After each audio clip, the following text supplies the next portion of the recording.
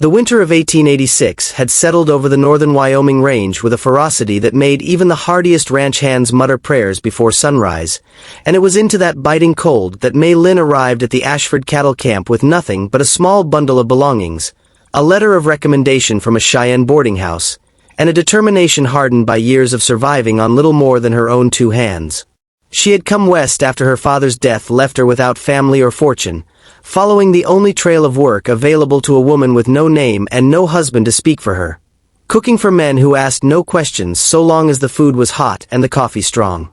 The camp foreman, a broad, weathered man named Silas Coote, had hired her sight unseen on the strength of her letter, telling her plainly that the men ate what was put in front of them and didn't much care who put it there, so long as it filled their bellies after a long day working cattle through the snow. She had expected hardship, and hardship was what greeted her. A drafty cook shack with a temperamental stove, barrels of preserved meat and dried beans that had to stretch further than they rightly should, and 5 ranch hands who eyed her with the particular suspicion men reserved for anything unfamiliar in a place as isolated as this one. Among them was Jonah Ashford, though she did not know his surname when she first laid eyes on him, only that he sat apart from the others at the long wooden table on the porch, quieter than the rest, watching her with an attentiveness that unsettled her more than the open stares of the others. He wore the same worn hat and canvas jacket as any other hand, his boots caked with the same mud and snow, and nothing about his bearing suggested he was anything other than another cowboy earning his wages same as the rest.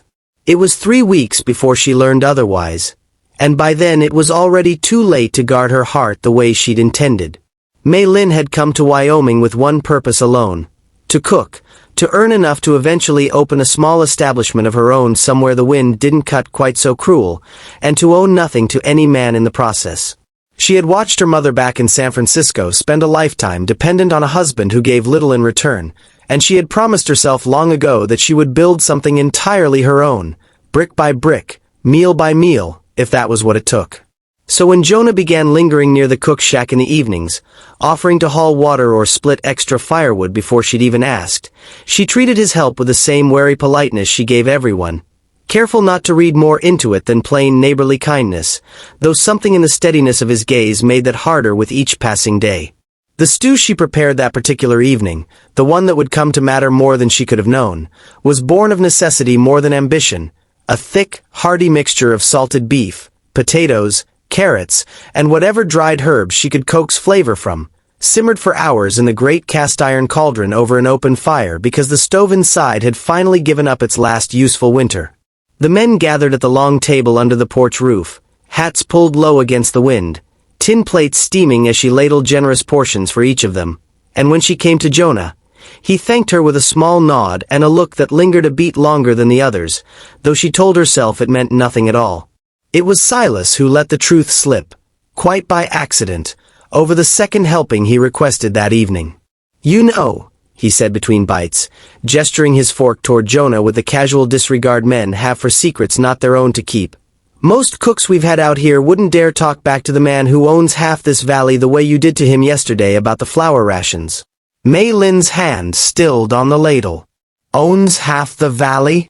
Silas laughed, unaware of the quiet horror dawning on her face, and continued eating as if he hadn't just appended everything she believed about the quiet man who'd been hauling her water each night. "Ashford Cattle Company. Jonah here owns near everything from the ridge to the river bend, plus stakes in 3 more outfits down toward Cheyenne.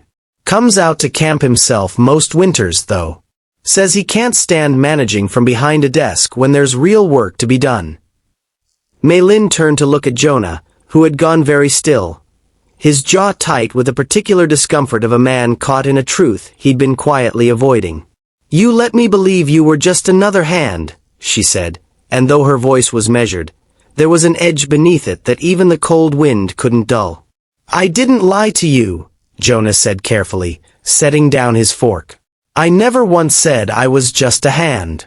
I simply never corrected the assumption, because for the first time in longer than I care to admit, people were treating me plainly, without the weight of what I own hanging over every word we exchanged. I wanted that, May Lynn. I wanted to be looked at without calculation in the eyes, and you gave me that without even knowing it. And what was I supposed to be then? she asked, anger and hurt tangled together in her tone. Some amusement for a rich man's winter, cooking his meals while he plays at being ordinary? No, Jonah said, standing now, the other men suddenly finding great interest in their plates to avoid the tension crackling between the two of them. You were never that. Not for one single day since you arrived. I watched you work harder than any man in this camp, stretching rations that shouldn't have lasted half as long as they did, tending that stove with more patience than it deserved, and never once complaining, though I know for a fact you've earned a fraction of what you're worth. I didn't tell you who I was because I was afraid of exactly this, that the moment you knew, you'd start seeing dollar signs instead of a man, same as everyone else in my life has done since the day my father died and left me all this. The silence that followed stretched long and uncomfortable, broken only by the crackle of the fire beneath the cauldron and the distant lowing of cattle settling for the night. Mei Lin turned back to her stew, ladling out the remaining portions with hands that trembled slightly, though whether from cold or emotion she couldn't rightly say. She said nothing further that evening, and Jonah, wise enough to recognize when a woman needed space rather than more words, retreated to the bunkhouse without pressing the matter further. Sleep did not come easily to either of them that night. Mei Lin lay awake in the small room off the cook shack, turning over everything she thought she'd understood about the past 3 weeks, replaying every small kindness Jonah had shown her. The extra firewood, the careful way he always thanked her for meals when the others often forgot, the evening he'd noticed her hands cracked and raw from the cold water and left a jar of salve outside her door without a word of explanation. None of it had felt like performance at the time. It had felt like genuine care, unhurried and unasked for, the kind she'd stopped believing men were capable of offering without expecting something in return. She rose before dawn, as was her habit, to begin the day's baking, and found Jonah already awake, sitting alone on the porch steps with a cup of coffee gone cold in his hands, watching the sun edge over the frozen lake in shades of pale gold and rose. He looked up when she emerged, and neither of them spoke for a long moment, the cold air visible in each breath between them. I owe you an apology, he said finally, though I suspect it won't undo the trust I've likely broken. You don't owe me an apology for who your father was, or what he left you, Mei Lin said, surprising herself with the steadiness of her own voice. I've had all night to think on it, and I realize my anger was less about the money and more about the fear that everything I believed I understood about you might have been a performance for reasons I couldn't see. It wasn't, Jonah said quickly, standing to face her properly. Everything you've seen of me these past weeks has been exactly who I am when no one's watching to see the Ashford name and start calculating what they might gain from it. My father built an empire out of ruthlessness, Mei Lin, out of squeezing every dollar from land and livestock and the men who worked for him. And when he died, I inherited not just his fortune but the expectation that I'd carry on exactly the same way. I've spent the years since trying to prove to myself, more than anyone else, that I could be something different. Someone who earns respect through the work of his own hands rather than the weight of his name alone. Coming out to camp each winter, cooking alongside the men, mending fences and driving cattle through the snow same as anyone else. It's not performance.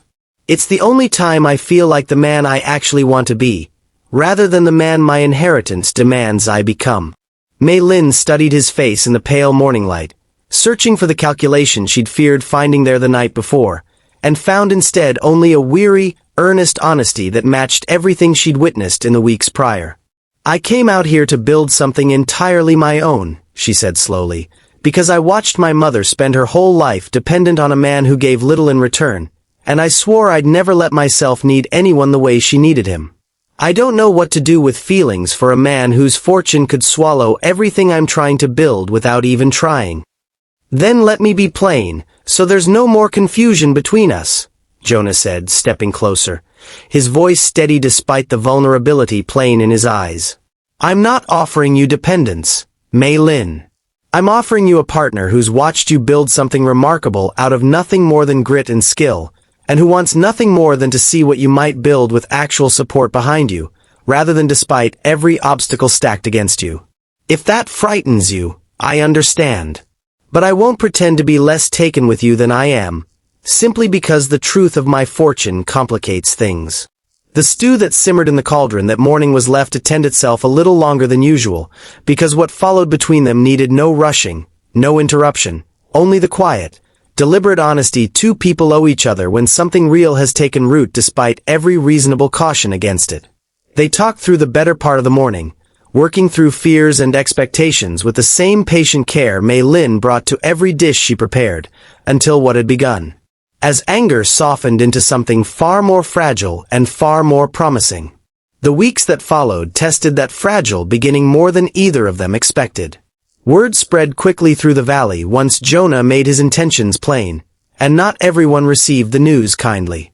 Beatrice Kendall, daughter of a prominent Cheyenne rancher and long assumed by local society to be Jonah's eventual match, made her displeasure known through a series of increasingly pointed visits to the camp, each one designed to remind Mei Lin of everything separating her from a place in Jonah's world. Her lack of family standing, the assumptions cast upon her simply for being a woman who'd traveled so far from home alone. The whispered suggestions that she'd calculated her way into Jonah's affections the moment she'd learned who he truly was, despite the timeline proving otherwise to anyone willing to look honestly at the facts. Mei Lin bore these visits with a composure that impressed even Silas, who had grown fiercely protective of the cook who'd fed his men through the hardest winter he could remember. She did not argue or defend herself beyond simple, dignified statements of fact, understanding that Beatrice's opinion mattered far less than the quiet, steady support Jonah offered in every private moment between them, reassuring her without fail that nothing Beatrice or anyone else said would alter what he'd already decided about his future. The true test came when Jonah's business partner, a shrewd man named Edmund Vance who managed the company's affairs in Cheyenne, arrived at camp unannounced in early February, ostensibly to discuss quarterly figures but plainly there to assess the woman who'd apparently captured his partner's attention so thoroughly that Jonah had delayed his return to the city by nearly a month beyond planned.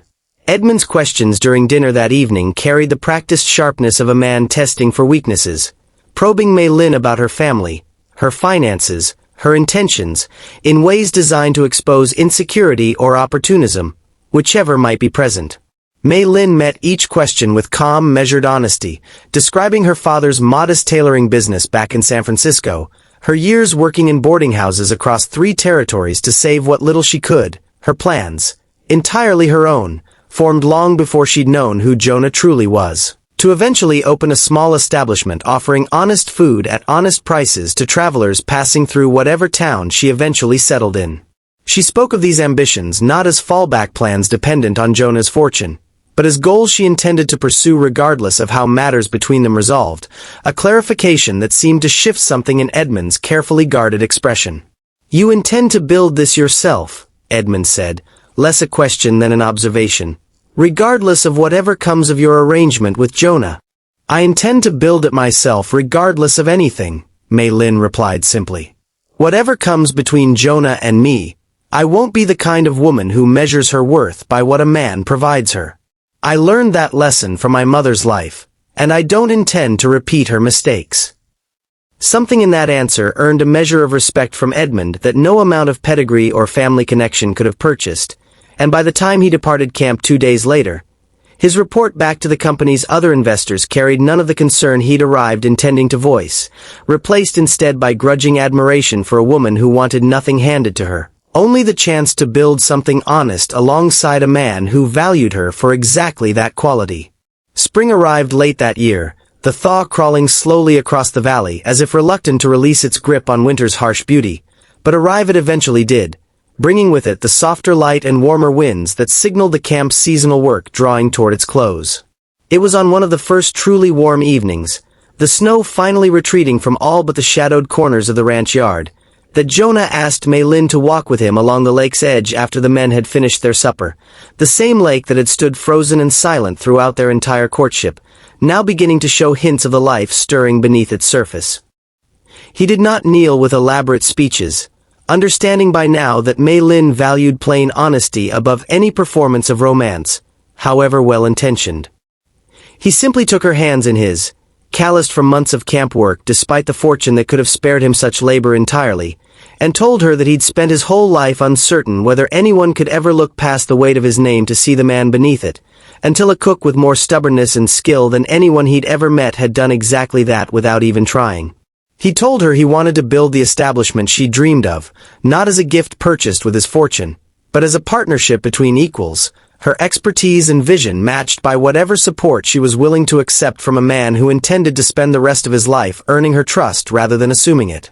Mei Lin's answer came not in tears, though there were those too, but in the same steady, deliberate honesty that had defined every moment between them since that first uncomfortable revelation around the dinner table months before. She told him that she'd come to Wyoming intending to need no one, and had instead found in him not dependence but partnership, not obligation but genuine choice, and that she could think of nothing she wanted more than to build a future alongside a man who'd proven, through months of quiet consistency rather than grand gesture, that he valued exactly who she was rather than who her circumstances might have shaped her to be. They married in early summer, in a modest ceremony held at the very ranch camp where their story had begun. The long wooden table that had once seated ranch hands eating her stew now decorated simply with wildflowers gathered from the thawed meadows, Silas standing witness with unabashed pride for the woman he'd come to consider family through the hardest winter of his own long career. Beatrice Kendall did not attend, though her absence caused no particular grief to either bride or groom, and Edmund Vance sent a generous gift along with a note wishing them both the kind of happiness his own carefully calculated life had rarely afforded him the chance to witness up close.